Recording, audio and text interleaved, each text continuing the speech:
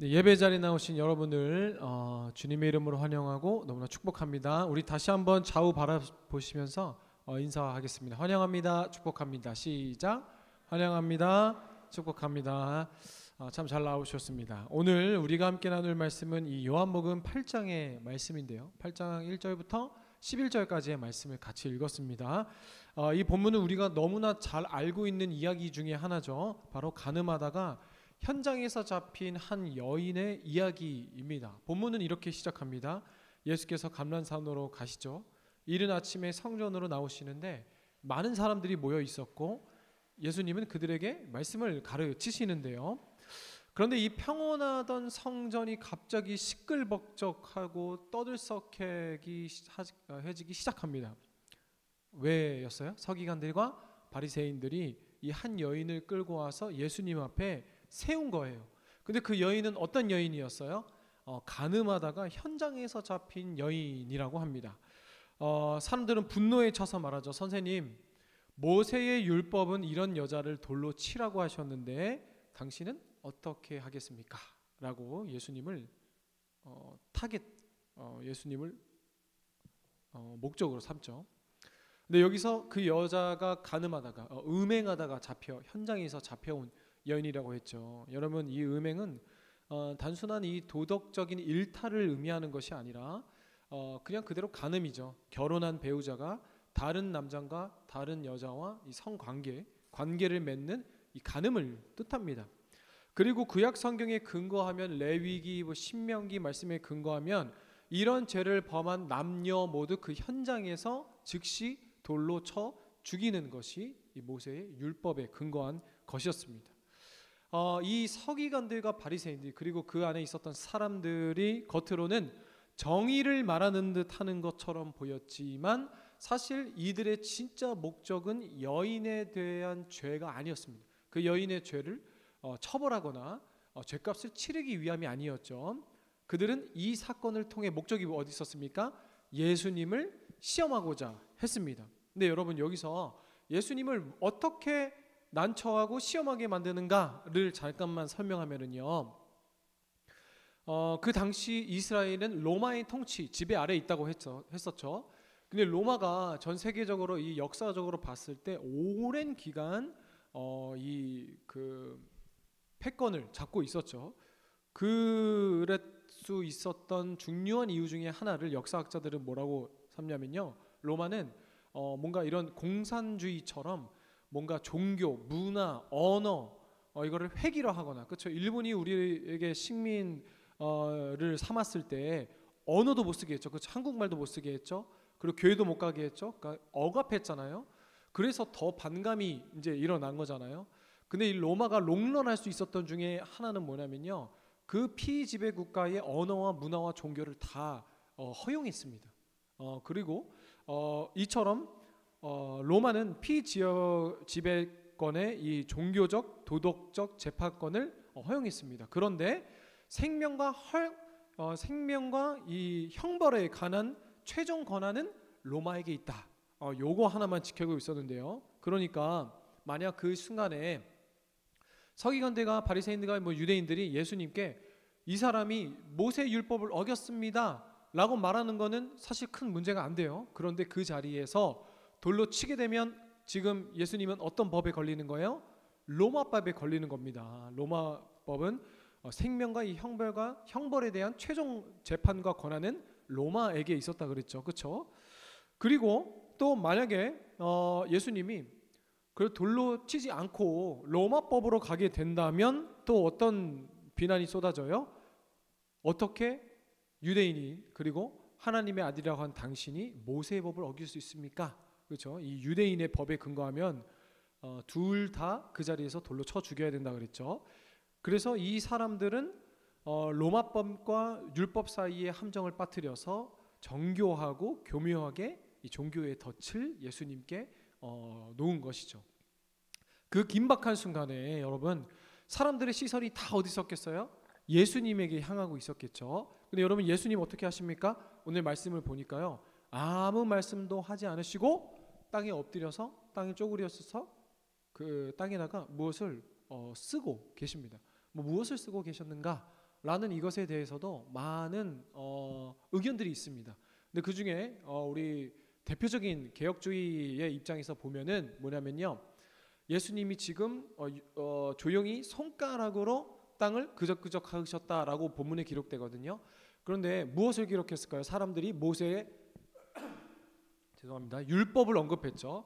하나님이 출애굽기에 10계명을 주실 때, 우리 출애굽기 나눴었죠. 10계명을 주실 때 어떻게 주셨어요? 모세에게 직접 하나님의 손으로 계명을 적어서 주셨습니다. 그래서 하나님이신 예수님은 아마 그 자리에 하나님의 권위, 그렇죠? 그것을 동시에 말씀하고 계신다라고 정도로 볼 수 있겠고, 사실 정확히 예수님께서 땅에서 무엇을 쓰고 있으셨는지는 성경은 침묵하고 있지만 그 순간 사람들이 뭔가 다 이목을 예수님께 집중하고 있었겠죠. 그리고 잠잠해졌을 것입니다. 그러자 예수님께서 7절에 이렇게 말씀하시죠. 너희 중에 죄 없는 자가 먼저 그 여인을 돌로 치라. 너무나 유명한 말씀이죠.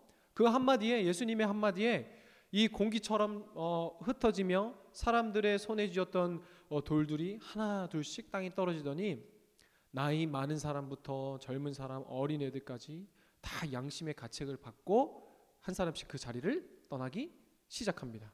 그리고 마침내 그 자리에는 예수님과 가늠하다 잡혀온 여인만 남게 되었을 것이죠. 그리고 예수님은 그 여인의 고개를 드시며 이렇게 말씀하십니다. 너를 정죄하던 사람들이 어디 있느냐? 너를 정죄한 자가 어디 있느냐? 그리고 말씀하시죠. 우리 11절 말씀 같이 읽어볼까요? 시작. 대답하되 주여 없나이다.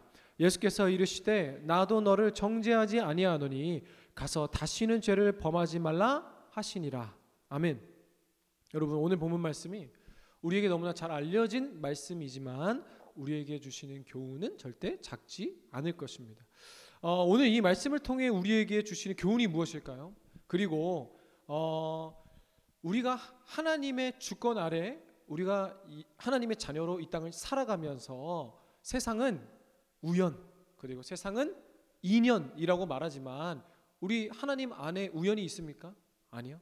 하나님 안에 우발적인 우연적인 그리고 인연이 있습니까? 아니요. 우리는 그것을 하나님의 섭리요, 하나님의 주권이라고 인정하잖아요. 그렇죠? 그리고 우리 오늘 2부 순서 총회를 앞두고 또 이 말씀을 우리에게 주신 교훈이 있다고 생각합니다. 우리가 잘 들여다보기를 원하는데요. 오늘 본문 말씀의 교훈을 이해하기 위해서 이 말씀의 정황을 좀 더 자세히 들어보면은요, 좀 의아한 부분이 있습니다. 우리 3절 말씀을 다시 한번 읽어볼까요? 시작. 서기관들과 바리새인들이 음행 중에 잡힌 여자를 끌고 와서 가운데 세우고, 한번 여러분 이 장면을 상상해 보세요. 많은 사람들이 있고 그 예수님이 있는데 서기관들과 바리새인들이 간음하다 현장에서 잡힌 여자를 끌고 옵니다. 그런데 여러분, 지금까지 설명했던 것처럼 간음, 음행은 누가 저지르는 거예요? 남자와 여자가 저지르는 거잖아요. 근데 지금 누구만 있어요? 여자만 있죠. 여자만. 그렇죠? 그럼 이 순간 자체가 서두에서 얘기했던 것처럼 이 여인을 정죄하고 그리고 이 여인을 벌주기 위해서입니까? 아니요. 목적과 수단 자체가 예수님을 궁지에 몰아넣기 위한 거였잖아요. 그렇죠? 그리고 음행은 분명히 남자와 여자가 저질러야 되는데 남자는 본문에 있습니까? 없습니다. 도망쳤을까요? 아니면 처음부터 잡아오지 않았던 것일까요? 그건 모르겠지만 우리 여성분들에겐 죄송하지만 이 당시에 또나 유대 사회는 이 남성 중심 사회로, 그렇죠? 같은 죄를 지었음에도 예수님을 모욕하고 예수님을 궁지에 몰아넣기 위해 약자를 끌고 온 겁니다. 그렇죠? 하지만 이 역시도 하나님께서 우리에게 보여주시는 바가 있겠죠. 그래서 오늘 이 말씀에 이 여인의 시선에서 오늘 말씀을 좀 살펴보려고 하는데요. 여러분, 혼자 잡혀온 여인, 여러분 한번 생각해 보세요. 당연히 우리가 간음과 음행은 우리 인생에 저지르면 당연히 안 되는 죄겠지만 설령 그리고 뭐 그렇다고 칩시다. 그렇게 잡혀왔어요. 우리가 음행을 저질러서 여러분이 잡혀왔어요. 남자 여자를 막론하고 혼자 수많은 사람들 가운데 그 앞에 딱 잡혀있다 생각하고 사람들은 지금 다 돌을 쥐고 예수님 어떻게 할까요? 라는 그 장면이 있다고 생각해 보세요. 그리고 여러분이 오늘 음행하다 잡혀온 여인이라고 생각해 보세요. 그럼 여러분 그 여인이 느꼈던 감정이 무엇이었을까요? 바로 수치, 그렇죠? 그리고 절망, 그리고 차라리 죽는 게 낫겠다 이렇게 생각하지 않았을까요? 그렇죠? 근데 뭐 모양은 다르지만 여러분 이렇게 좀 창피했던 적 있어요? 인생에? 창피하거나 수치스럽거나 뭔가 절망적인 그 인생의 순간, 여러분도 한번 좀 다 그러한 자리에 뭐 이 정도 강도는 아니라 하더라도 서봤던 자리가 있을 수 있을 거라고 생각합니다. 근데 여러분 그래도 이렇게 묻고 싶은 분 계실 수도 있어요. 목사님, 아무리 그래도 어떻게 이런 여인과 나를 비교합니까? 그렇죠? 어떻게 아무리 그래도 이런 비윤리적인 행동을 한 여인과 나를 비교합니까? 저는 저 정도는 아닙니다. 저 여인보다는 낫지라고 이야기할 수도 있겠지만, 여러분, 우리가 하나님 앞에서의 죄인이요 수치의 대상이라는 것은 단순히 뭔가 비윤리적이고 도덕적인 걸 떠나 성경이 말하는 죄의 결과입니다. 오늘 우리가 말씀을 통해 교훈을 받고자 한다면, 내가 하나님 앞에 음행한 여인이요 간음한 여인이라는 것을 계속 인정을 해야 되겠죠. 성경은 이 수치의 뿌리를 죄의 결과로 둡니다. 우리 창세기 3장 10절 말씀 한번 읽어볼까요? 시작. 이르되 내가 동산에서 하나님의 소리를 듣고 내가 벗었으므로 두려워하여 숨었나이다. 여러분 우리가 잘 아는 장면이죠. 하나님께서 모든 세상을 지으시고 아담과 하와에게 선악을 알게 하는 이 나무의 열매만은 먹지 말라 했는데 어떻게 됐어요? 뱀이 하와에게, 하와가 아담에게 줘서 먹게 됐어요. 그리고 이들이 먹자마자 가장 먼저 보인 죄의 결과가 뭐예요? 수치였다는 거예요. 수치. 어떻게 해요? 자신들이 발궈벗은 것을 인식하고 두려워 숨었나이다. 여러분 이게 절망과 수치예요. 그래서 제가 아까 말씀드렸던 나는 가늠한 여인과 달라? 라고 생각할 수도 있어요. 그런데 성경은 그렇게 이야기하고 있지 않죠. 수치는 죄의 결과다. 여러분 이렇게 한번 생각해 보세요. 내가 벗었으므로 두려워하여 숨었나이다. 우리 하나님은 뭐예요? 완전한 빛이시잖아요. 그렇죠? 여러분 근데 이렇게 옷을 좀 이렇게 입었을 때 뭐 그냥 괜찮아 보이잖아요. 그런데 너무 밝은 데 가봐요. 그러면 괜히 먼지도 보이고 괜히 일주일 전에 묻었던 김치 국물도 보이고 막 그러잖아요. 그런 것처럼 우리가 하나님 앞에 죄인이어서 여러분 이 예배 자리에 나오기가 귀찮고 힘들고 어렵죠. 근데 그게요, 내가 게으른 사람, 그리고 내가 토요일날 좀 힘들어서, 그리고 내가 좀 컨디션이 안 좋아서도 있지만 그게 전부가 아니에요. 영적인 거란 거예요. 영적인 거. 영적인 거예요. 저희 누나 얘기를 해서 죄송한데 우리 누나한테 먼저 사과하고, 저희 누나가 저도 좀 그렇지만 우리 가족들이 좀 이런 그 여드름 피부가 좀 있어요. 그런데 저희 첫째 누나가 진짜 심했어요. 근데 이 첫째 누나가 청소년 때는 거의 1년 넘게 제 기억으로는 청소년 기간 내내 화장실 들어갈 때 불을 안 켰어요. 이 얼굴을 보기 싫어가지고.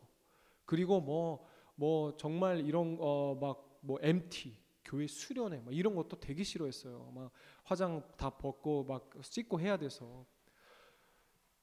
근데 우리도 여러분 방 같은데 청소 안 했을 때 불 막 환하게 켜고 싶어요? 그런 마음 별로 안 들죠, 그렇죠? 그리고 뭔가 지금 내 몸이 지저분한 걸 아는데 환한 화장실에 들어가서 막 체크하고 싶어요? 그렇지 않죠?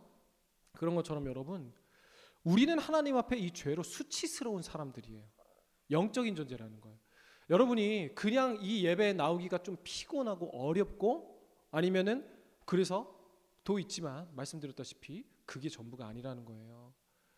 우리의 죄의 결과, 그렇죠? 하나님 앞에 불순종한 아담의 후손들인 우리 인류는 하나님 앞에 나가기가 수치스러운 거예요. 하나님 앞에 나가는 마음이 죄송스러운 거예요. 하나님 앞에 좋은 편으로 죄송스럽고 수치스러운 거지 하나님 앞에 나아가고 싶은 마음이 들지 않아요. 왜요? 하나님 앞에 서면 설수록 내가 더러워 보이기 때문에, 나의 묻은 먼지가 다 보이기 때문에. 네, 여러분 오늘 그런 자들에게 오늘 주님께서 찾아오십니다. 그렇죠?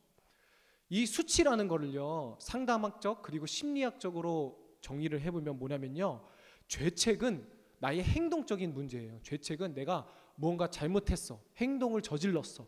그래서 그것으로 오는 마음이라면 수치는요 내가 무엇을 꼭 잘못해서가 아니라 존재 중심의 감정이라고 하네요. 존재 중심. 그러니까 이 죄책은 그냥 내가 그걸 왜 그랬을까? 약간 이불킥 정도라면은 수치는 나는 끝났어. 내가 왜 사는지 모르겠어. 그러니까 이 정도의 감정과 데미지가 존재의 수치, 이 수치의 단어가 이 상담학적으로 심리학적으로 그렇게 사용한다고 합니다. 그래서 여러분 요즘에 유명한 캐대헌 봤어요? 캐대헌 못 알아들어요? 저는 요즘에 애들이 캐대헌 거리길래 그게 무슨 뭐 새로운 아이돌 그룹인 줄 알았어. 근데 K-팝 데몬 헌터스 알아요? 다 이렇게 성경만 읽기만 열심히 해요? 별로 그렇게 읽었습니다. 많이 안 올라오던데. 그럼 성경도 안 보고 캐대헌도 안 보고 그럼 뭐예요, 여러분? 자격증 공부해요? 근데 캐대헌 보면은 여러분 요즘 난리잖아요, 그죠? 캐대헌에 나온 뭐 김밥, K-팝 뭐 지금 엄청난 히트를 쳐서 막 난리가 났잖아요. 그런데 이 캐대헌도 봤어요, 여러분? 봤어요, 안 봤어요? 봤어요? 봤는데 안 본 척하는 거야? 안 봤는데 본 척하는 거 뭐예요? 그리고 주일학교 선생님들도 봐야죠, 그렇죠? 우리 아이들 그 캐대헌이 사실 이런 막 악기나 막 우리나라의 그런 이생과 저승에 관한 얘기잖아요. 근데 막 그렇게 더 악하다라고 그냥 문 닫지 말고 우리 애들도 다 봐요. 주일학교 안 보냈나? 우리 세비도 다 봐서 유치부부터 다 봐. 캐대헌 다 알아. 소다팝, 사자보이즈 이름 다 외워. 근데 어떻게 해야 돼요? 우리 주일학교 선생님들은 그게 안 좋다고 못 보게 하는 게 아니라 그거를 기독교 세계관으로 무엇이 틀리고 맞는지를 가르쳐 줘야 돼요. 그렇죠? 포켓몬스터도 마찬가지잖아요. 포켓몬스터도 뭐예요?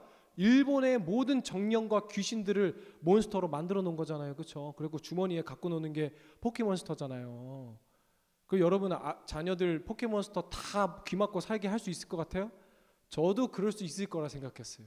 근데 그렇지 않아요. 근데 받아들일 건 받아들이고 무엇이 잘못됐고 무엇이 하나님의 성경에 근거해서 옳고 그른지를 가르쳐 줘야 돼요. 그러면 어떻게 된다? 우리가 먼저 알아야 되잖아요. 그렇죠? 그래서 지금 가신 분들 여기까지 하겠습니다. 캐대헌이 있는데 근데 여러분 그 캐대헌이 왜 그렇게 전 세계적으로 인기가 많은 줄 알아요? 사실 이것도 좀 조사를 해보니까 K-팝 데몬 헌터스라고 애니메이션이지만 사실 이 제작에 참여한 사람들이 다 인문학자, 심리학자, 상담가들입니다. 그 말은 뭐냐면요. 캐대헌 보면은 나의 수치를 지우는 거잖아요. 그렇죠? 죄송합니다. 못 보신 분들은 나중에 가서 한번 보세요. 사자보이즈의 진우는 뭐예요? 옛날에 자신의 수치, 그쵸? 그것을 계속 마귀가 속삭이는 거잖아요. 너 그런 사람이야. 아니야. 넌 그런 사람이야. 넌 그렇게 착한 사람 아니잖아. 넌 너희 엄마도 버렸잖아. 넌 네 동생도 버렸잖아. 그쵸? 그 수치에 수백 년을 사로잡혀 사는 사람이에요. 그리고 또 헌트릭스의 여자 주인공은 이름 뭐예요? 저도 잘 못 외웠어요. 그 주인공. 아무튼 있어요. 근데 그 사람도 뭐예요? 아빠가 악귀였고, 그렇죠? 그래서 자꾸 이렇게 자기가 귀신을 잡아 쫓아다니는 헌터인데 자기가 악마잖아요, 그렇죠? 지금 못 본 사람들은 전혀 모르겠지만 한번 가서 무슨 말인지 알게 될 거예요. 그것도 나의 수치, 그렇죠? 나의 출생의 수치. 그래서 여러분 이 이유가 이게 왜 인기가 왜 전세적으로 많으면은 이 사람의 수치를 건드리기 때문이에요. 공감이 되기 때문이에요. 여러분 이 성경 안에 하나님을 아는 지식과 사람을 아는 지식에 여러분의 성공과 실패도 있습니다. 그렇죠? 그냥 회사 가서 주어진 대로 그냥 시키는 대로 하지 말고 여러분 이런 것처럼 하나님을 알고 왜요? 사람을 누가 지으셨어요? 하나님이 지으셨잖아요. 그렇죠? 그럼 하나님을 알아야 우리가 이 세상에서 돈도 벌 수 있는 거예요. 성공도 할 수 있는 거고 실패도 할 수 있는 거고. 알았죠, 여러분? 근데 여러분 그렇게 이 K-팝 데몬 헌터스가 전 세계적으로 문화가 다르고 언어가 다르고 시대가 다르지만 사람들에게 감동이 될 수 있었던 이유 뭐예요? 우리가 죄의 결과로 수치의 사람들이기 때문이에요. 그 나오는 캐릭터들 다 우리가 가지고 사는 수치와 절망과 아픔이 있기 때문에 그게 사람들의 감정을 움직인 거죠. 여러분 여기까지가 우리가 다 수치스러운 하나님 앞에서의 죄인이란 걸 인정한다면 어떻게 살아갈 거냐는 거예요, 여러분. 하나님은 그런데요, 우리의 수치를 전혀 부끄러워하지 않으십니다. 그렇죠? 오늘 예수님께서 이 여인에게 뭐라고 해요? 사람들은 그 수치 때문에 숨고 괴로워하지만 하나님이신 예수님은 이 여인의 수치 속에 들어오셨어요. 그렇죠? 이것이 복음이에요, 여러분. 이것이 복음의 능력이에요. 이것이 복음의 힘이에요. 오늘 주님은 돌에 맞아 죽을 수밖에 없는 여인의 꽁꽁 감싸고 막은 그 여인의 인생의 수치 한가운데 들어오셔서 그녀를 감싸시는 거예요. 수치를 단순히 덮어주시고 보호하실 정도가 아니라 그 수치 속에 들어오셔서 은혜로 아예 새롭게 세워버리시는 거예요. 여러분, 본문 속에 등장한 사람들을 한번 떠올려 보세요. 서기관들, 바리새인들, 군중들, 그리고 음행하다 잡혀온 여인까지. 그 자리에 있었던 예수님을 제외한 모든 사람들의 말과 행동을 형용하는 단어가 있다면 어떻게 형용해 볼 수 있을까요? 절망, 정죄, 심판, 수치, 두려움, 죽음. 그렇죠? 그런데 오직 그 자리에 선 예수님만 다른 언어를 사용하시죠. 회복, 용서였으며 새로운 시작이요 희망과 용기와 기대였습니다. 완전히 다른 언어, 완전히 다른 접근, 완전히 다른 시선, 완전히 다른 생각, 완전히 다른 그 무엇이 오늘 한 사람 세상과 다른 복음의 능력이라는 거예요. 사랑하는 여러분, 사람들은 그 자리에 선 여인을 죄인이라 불렀지만 주님은 그녀를 긍휼의 눈길로 바라보셨죠. 사람들은 그 여인을 정죄의 대상으로 여겼지만 주님은 회복의 대상으로 여기셨습니다. 사람들은 그 여인이 이제 끝난 인생이다 단정 지었지만 오히려 주님은 그 인생의 실패의 자리에서 나를 아는 사랑으로 새롭게 다시 시작할 인생이라 불러주셨습니다. 사랑하는 여러분, 기억하십시오. 이것이 바로 복음의 시선입니다. 그래서 여러분에게 말씀을 정리하며 두 가지 적용을 드립니다. 첫 번째, 내가 하나님 앞에 수치의 죄인이요 절망의 죄인이라는 것을 인정하고 그리고 그것을 가만히 두는 것이 아니라 나는 죄의 수치로 끝난 인생이지만 오히려 그 실패를 통해 십자가를 경험한 이 여인처럼 예수님께 나아오십시오. 첫 번째, 은혜의 자리에 서십시오. 그렇죠? 더 이상 나의 죄의 수치를 감추지 말고 나의 수치에 들어와 나를 세우시는 회복하시는 하나님, 세상이 말하는 죄책과 절망을 넘어 우리를 새로운 삶으로 허락하신 하나님께 나아가자. 두 번째 적용 무엇입니까?